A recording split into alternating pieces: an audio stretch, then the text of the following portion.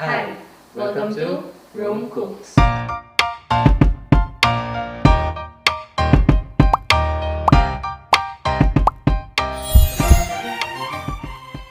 Before we start, I just want to inform you that we are not sponsored by any brands that we will be using on this video.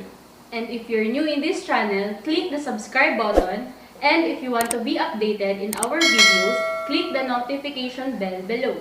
So, let's get started! For today's menu, we will prepare our very own creamy carbonara.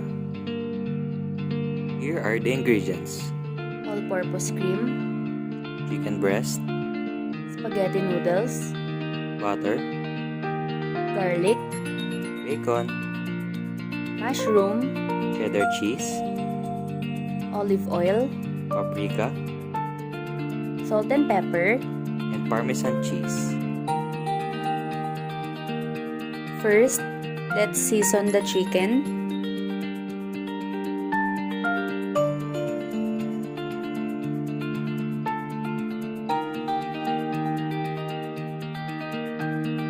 Then boil the chicken for about 15 to 20 minutes. Set aside. And dice the chicken. Put the olive oil in the pan, and when it's hot, fry the bacon. Wait till golden brown and then set aside. Put the butter in the pan and saute the garlic.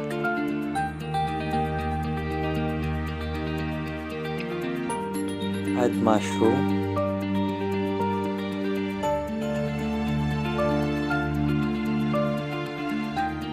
Then add the diced chicken.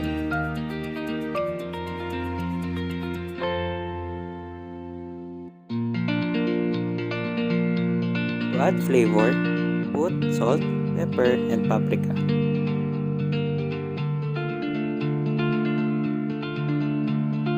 Add the fried bacon. Pour the all-purpose cream,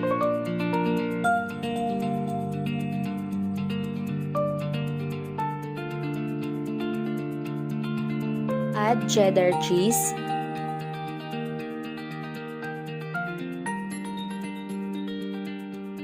add salt and pepper according to your taste, and the sauce is ready.